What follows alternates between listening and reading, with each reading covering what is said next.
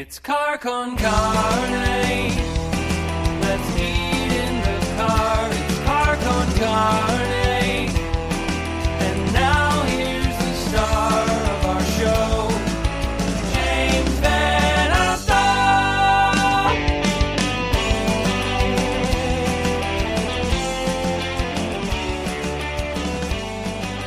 And welcome to Car Con Carne, sponsored by C&H Financial Services. I'm James Van Alstyne, and today's 420, dude, 420.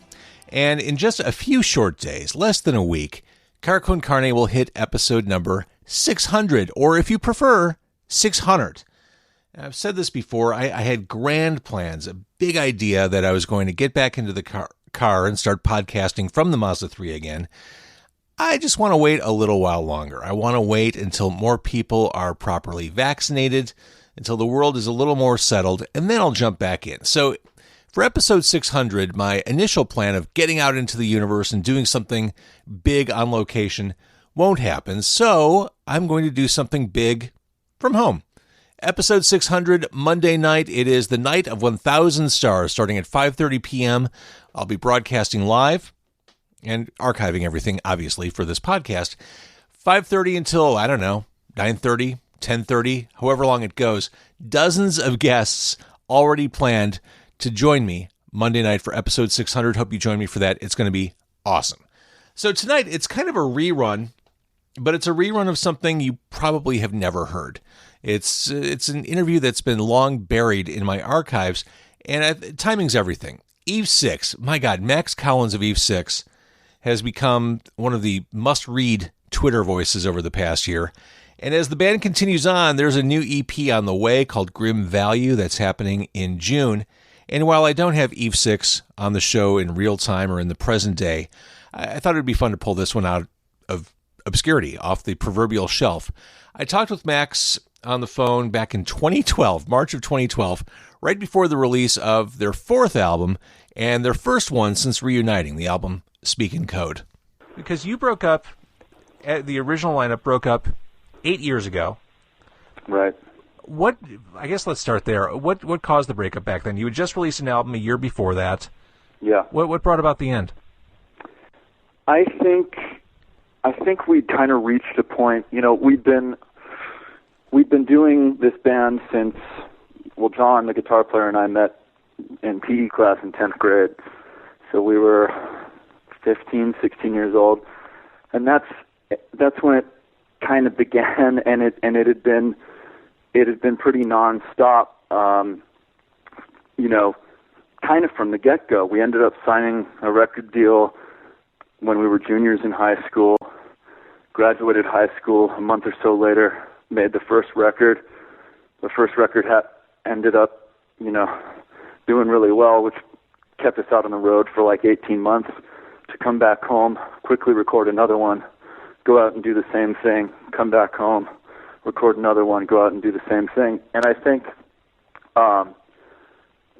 we'd reached a point of mental and emotional exhaustion.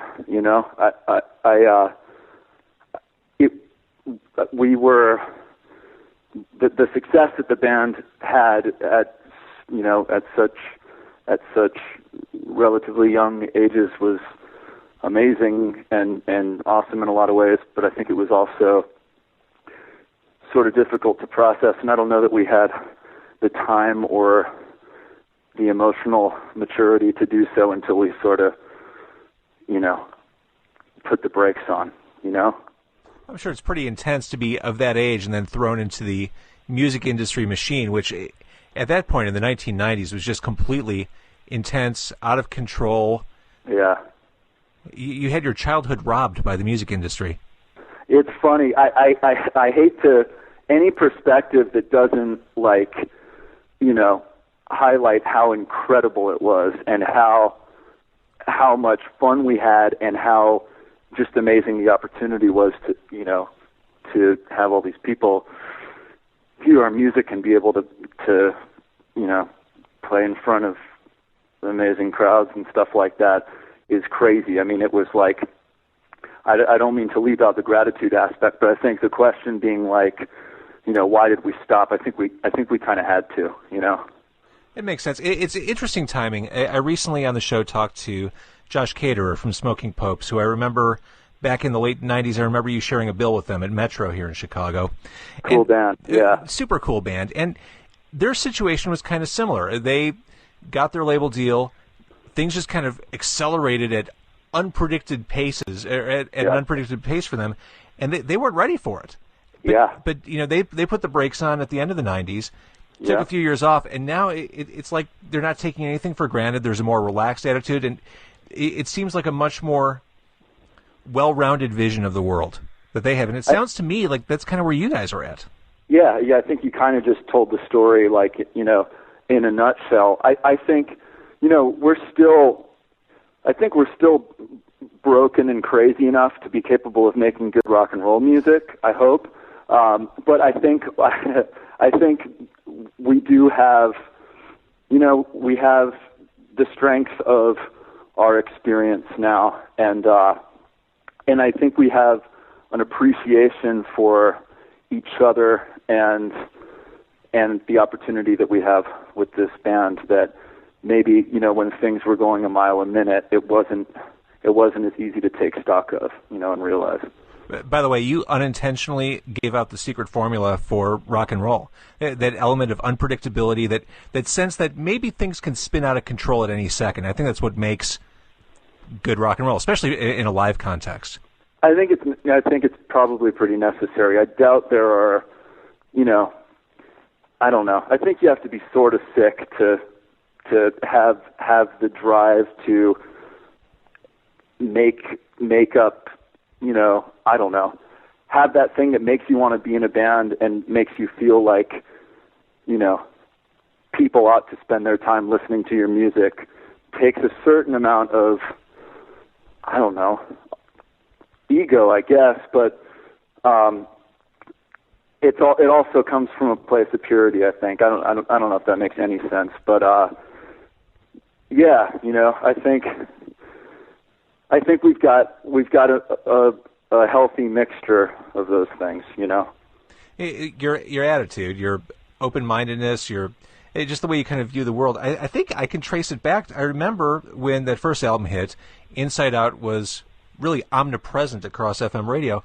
And I remember we did a promotion with you guys. I think we gave you away. It was like a mail order bride thing. I think like you played someone's backyard or something. You were the prize for a contest. I thought right. That takes balls to play along with. So I've always kind of respected that. Well, Q101, you guys broke the band essentially at radio. That was like Alex Luke, said, I'm going to play this song a lot before anyone else did, and that really set the ball in motion. So I think we were probably, we were willing to go the extra mile for that station for sure. And the difference in radio now is pronounced. I mean, radio is not what it was in 1998. And it's interesting. The new single, or the first official single from the album, Speaking Code, the song Victoria, it kind of got out there before its official launch date. Back, 10 years ago, man, that was a big deal. Holy shit, how did that song get on the radio? Does that even bug you now, or are you just thinking, oh, man, cool, they're playing my record? It's funny. It does, we definitely felt it this time around. It was like, wait, what? The song's not supposed to be out yet. And it's like we sort of freaked out a little bit. And the response we got from the label is, fellas, this is kind of what happens now. It's like you don't have the control that you might think you do. And it's cool though, man. It's like it's amazing to be able to get this, I don't know, there's this immediacy now, and we with Twitter we're seeing getting the fan responses, and it's pretty cool. For the most part, people seem to be pretty excited. Let's talk for a second about Victoria. This cool. is. Let me tell you how I perceive it, and I'm always wrong when I perceive these things. I picture a dude who's just ragingly insecure about having a really hot girlfriend who gathers a lot of attention, and he's so insecure he has to dive into a bottle of tequila. Yeah, that about hits the nail on the head, I think. And all with a beat you can dance to. Yeah, it's funny. The story is based on actual events. My then girlfriend, now wife, Victoria, went on Wait, this is about your wife. Yeah. She went on a girls' vacation to Playa del Carmen, Mexico, and girls only, and I watched my, like you said, insecure, jealous mind start to do what it does and come up with these worst case scenarios and catastrophizing and all that, and picked up the guitar, and that was sort of, it happened all at once. It was one of those little, kind of, it's fun when it works that way, when it's just like, oh, popped right out, As of Speaking Code, 2012, you were stone cold sober, right? Yeah, correct. Yeah, the song was actually written in when the band broke up. Like I was kind of playing around town acoustically and stuff without any real direction, and that's when I wrote that's when I wrote the song. And then when Tony and I started playing together again, he did this demo of it with kind of the arrangement and attitude that the record version ended up having. And but yeah, it's an older song. I got sober May 14th of 2006, so I guess it would have been, I don't know, a year or so before that even. It's a trip. Well, congratulations. Thanks, man. That's no small feat by any means. Appreciate that. Knowing that your mindset and health are in a different place from where they were 6 years ago, what's the band like in 2012? You're all getting along? You're happy with the way you behaved in the studio? Yeah, this recording process was really gratifying. There was so much work that went into it. I guess starting from, it's been years of accumulating the material, and then a bunch of writing that happened right before we went into the studio. But it was really creative and fun, and there was sort of a healthy, I think, pressure that we felt to really show up, knowing that it had been, so long between records. We wanted to really do something that we felt was great. So we didn't rest until we kind of had this collection of songs that we thought was strong enough, And there were disagreements here and there, and like there are in any creative collaboration, but that stuff's for the best, I feel. It's like when you're making something with people that care, there are going to be opinions and they're going to differ. And I think the trick is, and not taking any of that too personally, and realizing that we're three guys with a shared purpose here, and that's to do something really good. Did any songs not make it on the album? Is there like a whole collection of songs that may turn up in other forms down the road?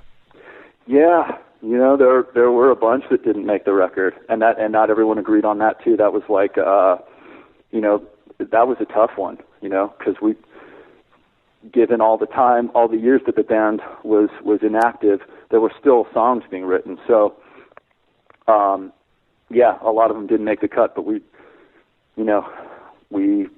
really kind of, we didn't make those decisions lightly at all, So touring plans for 2012 and beyond? Yes. Shoot, I don't know if I'm supposed to talk about them yet. I know we have, because they're not like totally finalized, but we're basically like, we're going to be doing a lot of touring, and we're going to be starting with a club tour. I should have asked. No, it's all good.